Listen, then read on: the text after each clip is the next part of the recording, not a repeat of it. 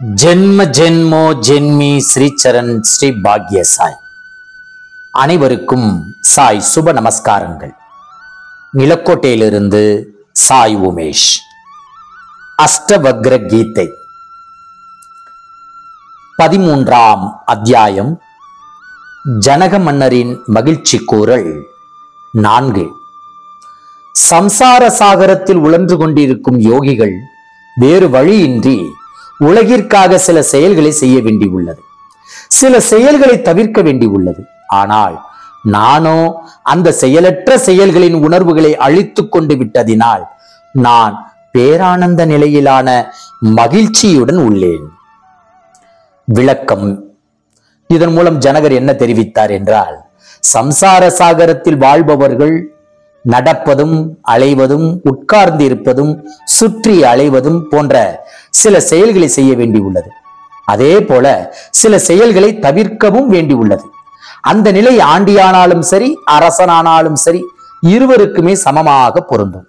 ஆகவே சம்சார சாகரத்தில் வாழும் விழிப்புணர்வு பெறாத நிலையிலான யோகிகளும் ஆத்ம விடுதலை பெறும் வரை அவற்றிலிருந்து விதிவிலக்கு பெற முடியாமல் கடமைக்காக அவற்றை செய்தபடி வாழ்கின்றார்கள். ஆனால் நானோ ஒரு யோகி அல்ல, ஒரு ராஜ்யத்தின் தலைவன். அப்படி இருந்தும் நான் எதை செய்தாலும் அவற்றை செய்வது இயந்திரம் போன்ற எனது ஜடமான உடலே என்ற தீர்க்கமான மனநிலையுடன் தான் எப்போதுமே இருக்கின்றேன். அவை அனைத்தையும் செயலற்ற செயல்களாகவே உணர்கின்றேன். அதனால் எனது அகங்காரம் முற்றிலும் அழிந்து விட்டது. எப்போது எனது அகங்காரம் அழிந்து விட்டதை உணர்ந்தேனோ அப்போதே நான் எனது என்ற நிலைப்பாடெல்லாம் என்னிடம் இருந்து அழிந்து விட்டது. அவற்றின் விளைவாகவே உள்ளத்தில் நிலவும் மயான அமைதி போன்ற நிலையில் பேரானந்த அமைதி எனும் மைய புள்ளியை நோக்கி செல்லும் அலைபாயாத மனநிலையுடன் ஸ்திரமாக உள்ளேன். ஜனக மன்னரின் மகிழ்ச்சி கூறல் 5. நிற்பதாலோ நடப்பதாலோ படுத்திருப்பதாலோ எனக்கு எந்த லாபமும் இல்லை, நஷ்டமும் இல்லை. அதனால் என் உடல் நின்ற நிலையில் இருந்தாலும் தூங்கிக் கொண்டிருந்தாலும் அந்த நிலைகளில் உள்ள உடலால் நான் எந்த பாதிப்பையும் அடைவதில்லை என்ற உணர்வோடு இருப்பதினால் நான் பேரானந்த நிலையிலான மகிழ்ச்சியுடன் உள்ளேன். விளக்கம். இந்த தன்னிலை விளக்கத்தின் மூலம் ஜனகர் என்ன தெரிவித்தார் என்றால், சம்சார சாகரத்தில் வாழ்பவர்கள் நடப்பதும் அலைவதும் உட்கார்ந்திருப்பதும் சுற்றி அலைவதும் போன்ற சில செயல்களை செய்ய வேண்டியுள்ளது. அதே போல் சில செயல்களை தவிர்க்கவும் வேண்டியுள்ளது. அந்த நிலை ஆண்டியானாலும் சரி அரசனானாலும் சரி இருவருக்குமே சமமாக பொருந்தும். நான் படுத்திருந்தாலும் அமர்ந்திருந்திருந்தாலும் நடந்து கொண்டிருந்தாலும் வேறு எந்த செயல்களை செய்து கொண்டிருந்தாலும் அவற்றை செய்வது இயந்திரம் போன்ற எனது ஜடமான உடலே. அவற்றுக்கும் எனக்கும் எந்த சம்பந்தமும் இல்லை. அவற்றால் நான் லாபமோ நஷ்டமோ அடைவதில்லை. லாப நஷ்டங்கள் என்ற மனநிலை அறியாமை என்ற மனநிலையில் இருக்கும்போது மட்டுமே இருக்கும் என்ற தீர்க்கமான மனநிலையுடன் தான் எப்போதும் இருக்கின்றேன் என்கிறார். அது முதல் நான் எனது என்கின்ற அகங்காரம் எல்லாம் என்னிடம் இருந்து அழிந்து விட்டது.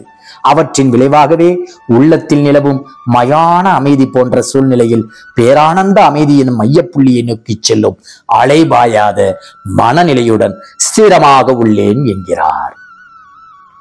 ஜனக மன்னரின் மகிழ்ச்சி கூறல் 6. நான் எதுவுமே செய்யாமல் உறங்கிக் கொண்டே இருந்தாலும் எந்த நஷ்டமும் ஏற்படுவதில்லை. மாறாக கடுமையாக உழைத்தாலும் எந்த லாபமும் எனக்கு இல்லை. ஆகவேதான் லாபமோ நஷ்டமோ அவற்றின் மீதான பற்று எதுவும் இல்லாததினால் நான் பேரானந்த நிலையிலான மகிழ்ச்சியுடன் உள்ளேன். ஜனக மன்னரின் மகிழ்ச்சி கூறல் 7. காலத்திற்கு ஏற்ப இன்ப துன்பங்கள் ஒருவனுக்கு மாறி மாறி வந்து கொண்டேதான் இருக்கும் என்பதே நியதி என்பதை நன்றாக நான் புரிந்து கொண்டேன். ஆனால் நன்மை மற்றும் தீமை என்ற மன உணர்வுகளை என்னிடம் இருந்து அழித்துக் கொண்டு விட்டதினால் நான் பேரானந்த நிலையிலான மகிழ்ச்சியுடன் உள்ளேன். இதற்கு விளக்கம் என்னவெனில், இந்த தன்னிலை விளக்கத்தின் மூலம் ஜனகர் என்ன சொல்கிறார் என்றால், ஒருவரது மன எண்ண ஓட்டங்களினால் அவர்களது உடல் செயல்பட்டு கொண்டிருக்கும் போது அவர்களுக்கு நன்மைகளும் தீமைகளும் வாழ்வில் மாறி மாறி வந்து கொண்டேதான் இருக்கும். அது பூர்வ ஜென்ம பிராரப்த கர்ம வினைகளினாலும் ஏற்படலாம், அல்லது வாழும் ஜென்மத்திலேயே அவர்கள் செய்யும் செயல்களினால் இருக்கலாம். எப்போது ஒருவன் அனைத்தையும் துறந்த வாழ்க்கையின் பற்றற்ற நிலைக்கு சென்று விடுவானோ அப்போது முதலே துன்பமும் இன்பங்களும் எந்த விதத்திலும் அவனது மனதில் எந்த பாதிப்பையும் ஏற்படுத்துவதில்லை. அவற்றை உணர்ந்து கொண்டு நன்மை மற்றும் தீமை என்ற மன உணர்வுகளை என்னிடம் இருந்து எப்போது அழித்து கொண்டு விட்டேனோ அப்போது முதலே நான் உள்ளத்தில் நிலவும் மயான அமைதி போன்ற சூழ்நிலையில் பேரானந்த அமைதி என்னும் மையப்புள்ளியை நோக்கி செல்லும் அலைபாயாத மனநிலையுடன் ஸ்திரமாக உள்ளேன் என்கிறார். ஜெய் குரு சாய். நற்பவி சாய்ராமா. ஜெய் குரு தேவதத்தா. 13ஆம் அத்தியாயம் முற்றிற்று.